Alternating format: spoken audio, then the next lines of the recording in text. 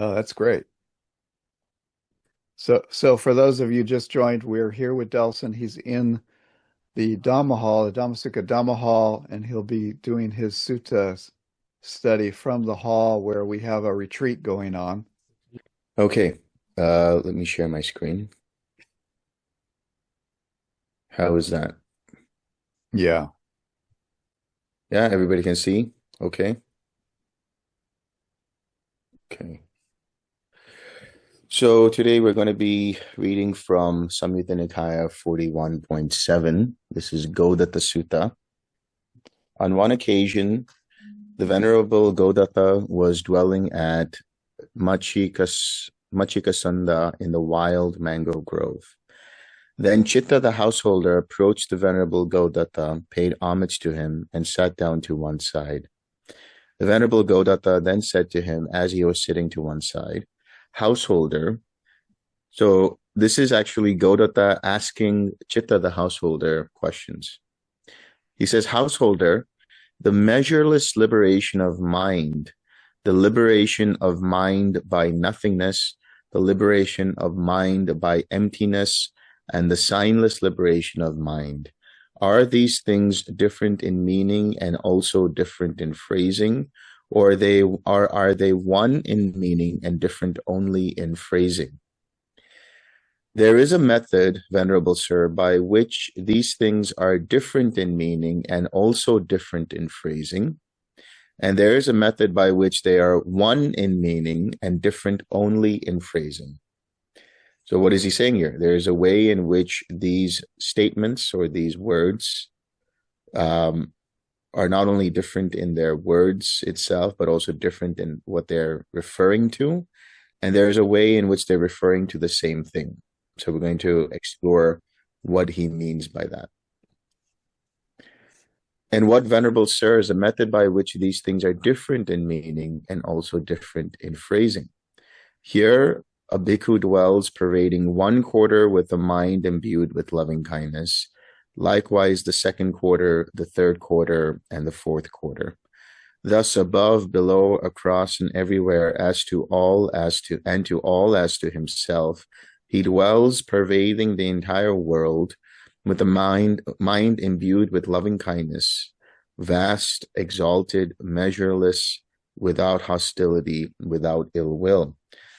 He does the same with... Yep. Oh, sorry about that. Something happened there. Just unmute. He does the same with compassion, with altruistic joy or empathetic joy, with a mind imbued with equanimity, likewise the second quarter, the third quarter, and the fourth quarter. Thus above, below, across, and everywhere, and to all as to himself, he dwells pervading the entire world with a mind imbued with equanimity, in this case, vast, exalted, measureless, without hostility, without ill will. This is called the measureless liberation of mind. So what are we referring to here? We are referring to the Brahma Viharas. The Brahma Viharas are not just things that we should use as objects of meditation, but they're actually fundamentally intrinsic human qualities, not even human qualities, qualities that are intrinsic to essentially all mammals, if you think about it. I have doubts about reptiles being able to experience this, or birds for that matter. But mammals have a capacity to have a certain level of empathy. I may be wrong about this, but this is my impression so far. But what is it that distinguishes us from the rest of our beings in this world? That is to say, the animal world. What is it that separates us? What is it that makes us human? And I would say what makes us human is that we overthink.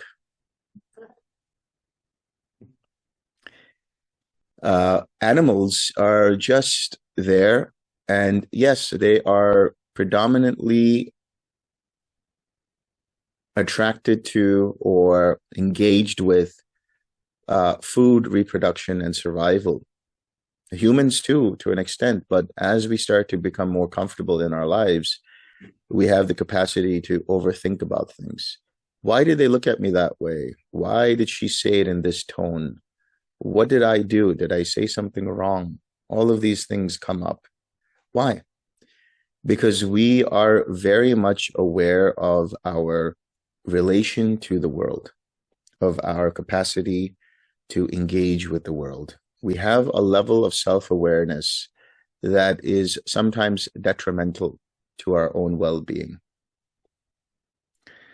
And the Buddha understood this, and he said that in order for us to let go of this process of overthinking, that is to say, this process of mental proliferation, we must let go of our conceptual framework of the world, because our conceptual framework of the world is essentially samsara.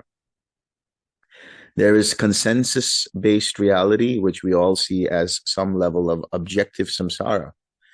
But supplanted on top of that is our internal samsara of what we think about people, how we view the world, the different ideologies that we have inherited from the world, and the different behavioral patterns that we think are essentially what we are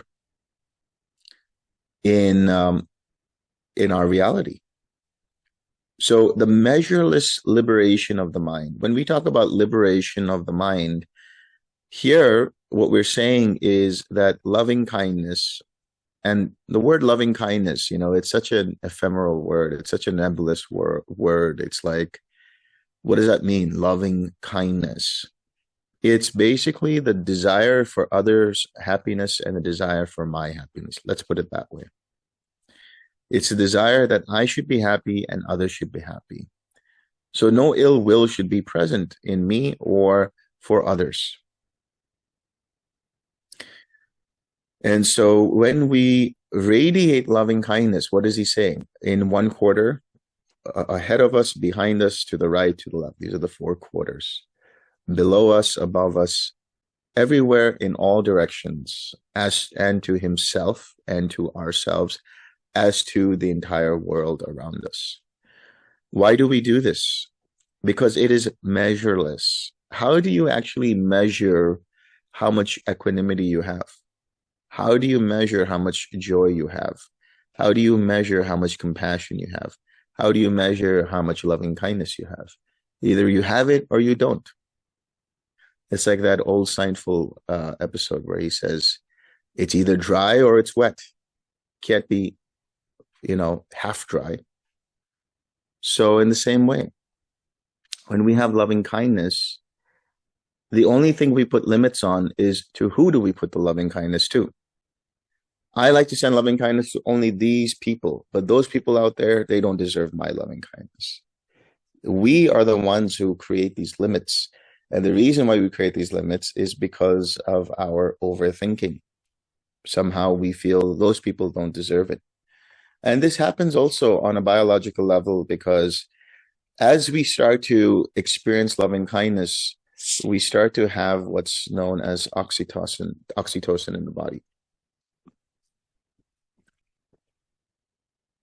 And oxytocin makes us feel very, very protective of the people around us.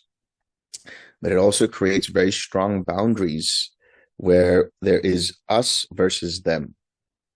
And this is where we need to understand, when we're sending loving kindness, it should be measureless. And that is a true measureless liberation of the mind. How does the mind get liberated? As so long as we have that loving kindness, we are liberated from ill will. You can't have ill will and loving kindness together. You have one or the other. And you can't have compassion and cruelty at the same time. You either have compassion or you have cruelty. You can't have joy and jealousy at the same time. Either you have jealousy or joy in that moment.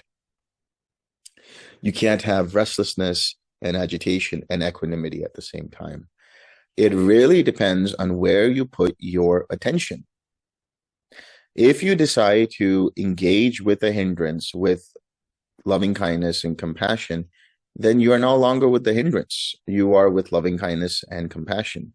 Thereby, you have abandoned that particular hindrance through that process. We use the 6 R's as a strategy that is rooted in the understanding of right effort. And the way we abandon the unwholesome state of the hindrance is by replacing it with something like loving kindness or compassion or joy or whatever it might be. So this is a temporary liberation, albeit a very powerful experience of liberation, because as the Buddha also says in another sutta, you take a spoonful of salt and you put it into a glass and you drink the water, it will be salty. You take the same amount of salt and you put it in a large lake, you will not be able to tell the saltiness that's present there. And this analogy is used in terms of karma. When you have loving kindness and when you have compassion and you have joy and you have equanimity in that moment, any kind of karmic arising that comes towards you, generally, let's say something that is displeasing to the senses and the mind, it goes from this is this big thing here to it's only this. And the experience of that karma becomes minuscule compared to if we didn't have loving kindness in our minds. Because at that point, everything would feel very personal and everything would feel like an attack on us. Everything would feel out of control and we would feel much more unpleasant than we would when we have loving kindness.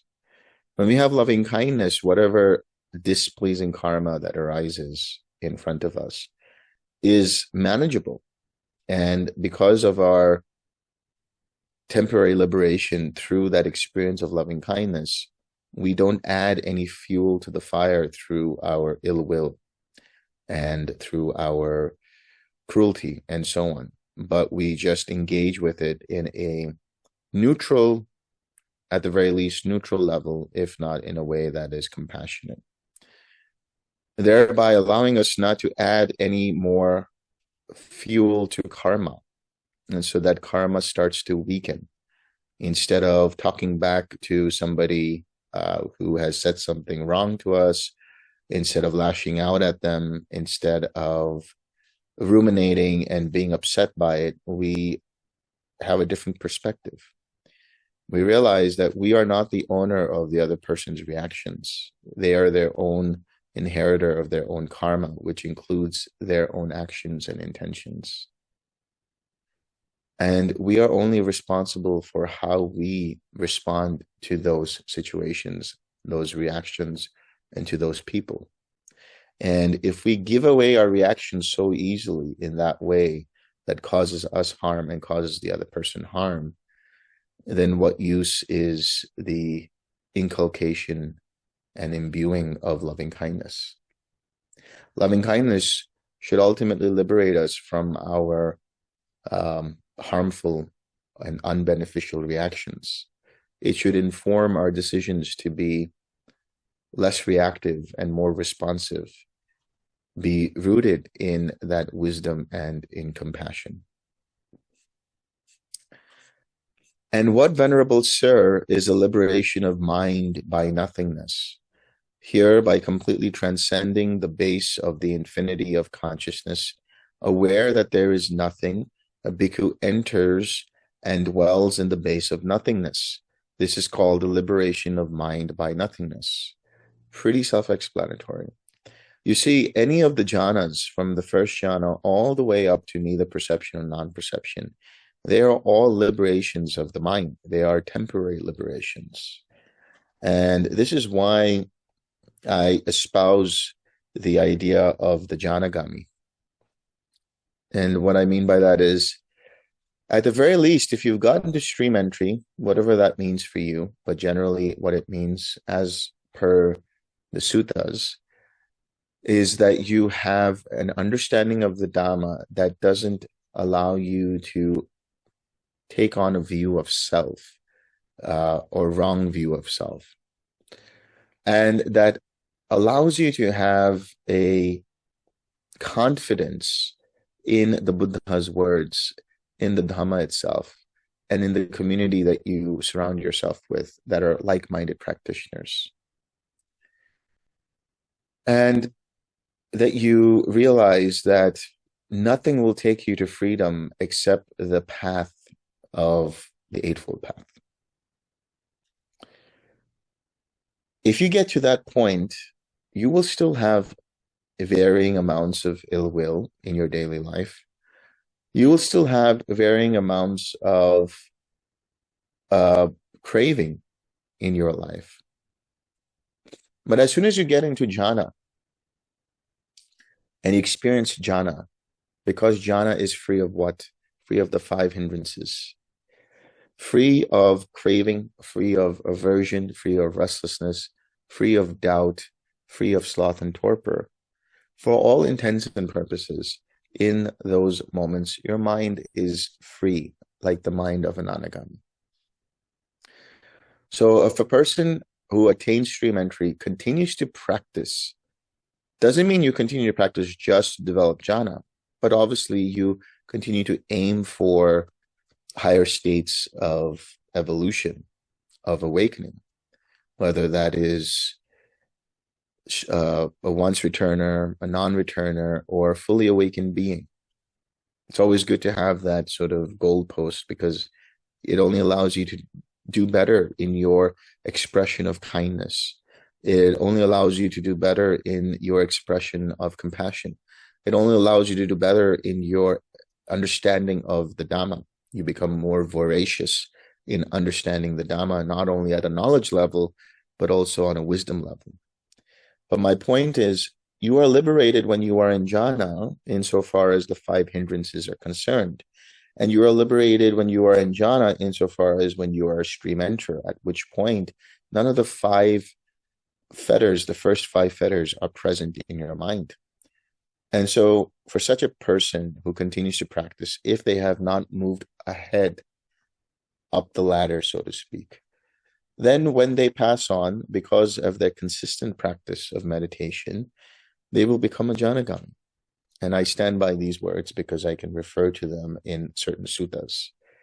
So at the very least, aim for stream entry, but realize that the ultimate fruition is full awakening.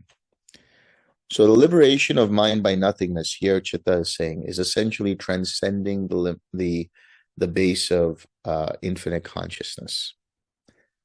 And what, Venerable Sir, is the liberation of mind by emptiness? Here, a bhikkhu gone to the forest or to the foot of a tree or an empty hut reflects thus: empty is this of self, or of what belongs to self. This is called the liberation of mind by emptiness.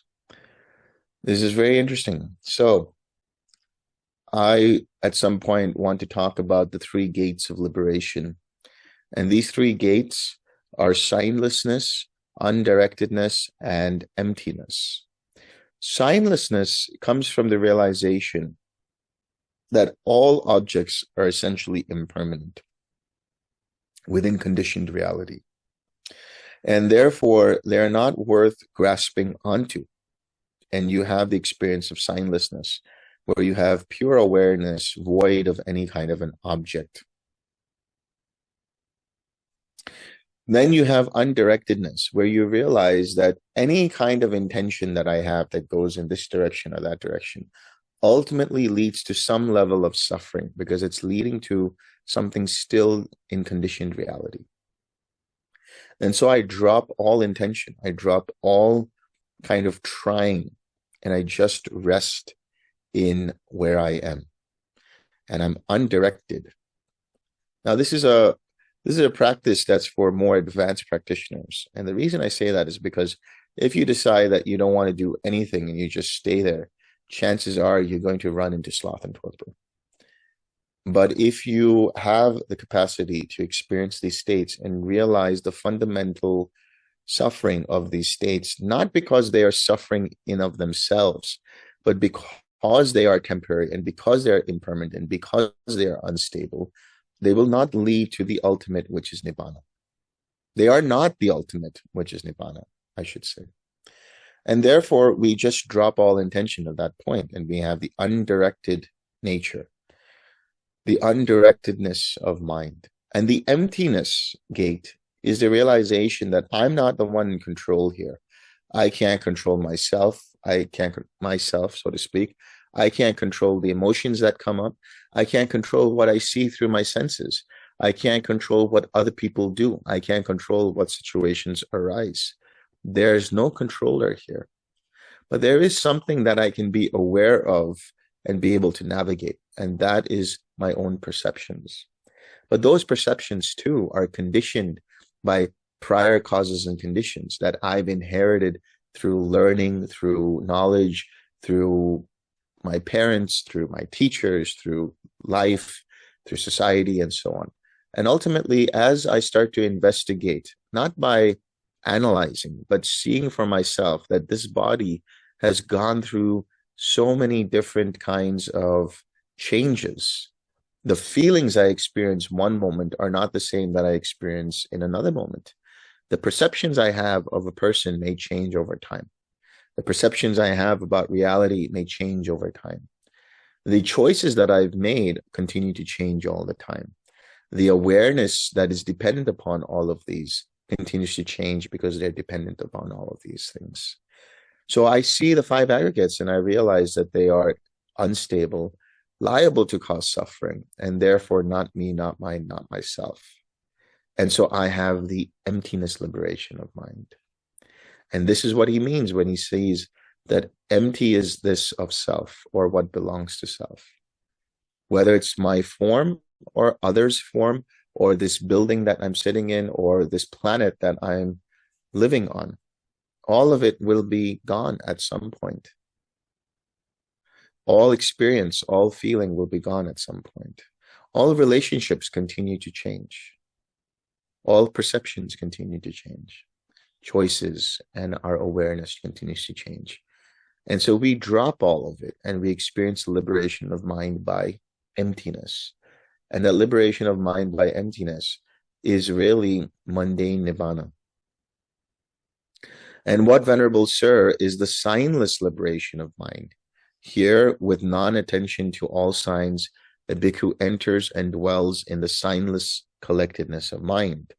This is called signless liberation. How do you have non-attention to all signs? By the realization that all signs or objects are impermanent, and you drop all intention of being with an object, and you're only in pure awareness. This, Venerable Sir, is the method by which these things are different in meaning and also different in phrasing. And what, Venerable Sir, is the method by which these things are one in meaning and different only in phrasing? Lust. What is lust? Greed. The desire for something because you can't have enough of it. Or you want to change a certain outcome because you can't deal with it. Or you want to keep holding on to a certain experience because you want more of it, is a maker of measurement. Hatred. You don't like this, you don't like that. You have ill will towards a person. You have resentment towards we have resentment towards our parents. We have resentment towards our siblings. We have resentment towards our spouses or partners. We have resentment towards friends. We have resentment towards the world. All of these things are hatred. Delusion is a maker of measurement. Delusion, when I misperceive that which is impermanent as permanent, that which is suffering as happiness, that which is not self as self. When I take these things and grasp the world and life in this way, I'm deluded. I'm not aware of the larger truth, which is that all of this is free of any kind of self. Is also a maker of measurement. What do we mean by maker of measurement? When I was here a couple of days ago, I said to all of you in this room that there is that statement, comparison is the thief of joy. To compare means to measure. And that comes from conceit. And that conceit arises when we're seeking something that is homeostasis. We're trying to make sense of the world, and we're trying to create an idea that things need to be stable in an already unstable world. And so we measure up everything to our certain expectations of ourselves, of the people around us, and of the world at large. And when we do this, greed can arise. Greed creates more of that measurement process. Hatred can arise. Hatred creates more of that measurement process. Delusion can arise, and delusion creates that measurement process. However, for one whose taints are destroyed, for one who has let go of all kinds of misperception of reality, these have been abandoned, cut off at the root, made like palm stumps, obliterated so that they are no more subject to future arising. To whatever extent there are measureless liberations of mind, the unshakable liberation of mind, the akupa, as they know, it's the unshakable. You cannot change it. It is fixed in nibbana, is declared the chief among them. Why? Because it is the destruction of measuring. It's a destruction of comparing. Now that unshakable liberation of mind is empty of lust, empty of hatred, empty of delusion. Lust, Venerable Sir, is a something. Hatred is a something. Delusion is a something. In other words, we're saying that when we talk about the liberation of mind through nothingness, we are letting go of lust as something in our mind, letting go of greed or lust, hatred, and delusion as something that's still present in the mind. So when we have fully apprehended reality, understood it, and let go, abandoned, and destroyed the taints, then we have the liberation of nothingness, the unshakable liberation of mind. This unshakable liberation of mind, that is the ultimate liberation of mind by nothingness, is declared chief among them. It is empty of lust, empty of hatred, empty of delusion. Likewise, when we say lust is a maker of signs, hatred is a maker of signs, delusion is a maker of signs, what we're saying is lust is an object, hatred can be an object, and delusion can be an object. But through greed, we go for other objects. Through hatred, we try to push away other objects. Through delusion, we identify with objects. For one whose taints are destroyed, these have been abandoned. And to whatever extent there are signless liberations of mind, this liberation of mind, free of greed, hatred, and delusion, is declared the chief among them. Now that unshakable liberation of mind is empty of lust, empty of hatred, empty of delusion. And that is the unshakable liberation of mind due to emptiness. So here, that same liberation of mind, where we are free from any greed, hatred, and delusion, is the liberation of mind through nothingness, liberation of mind through signlessness, liberation of mind through emptiness. This, Venerable Sir, is the method by which these things are one in meaning and different only in phrasing. It is a gain for you, householder. It is well gained by you, householder, in that you have the eye of wisdom that ranges over the deep word of the Buddha.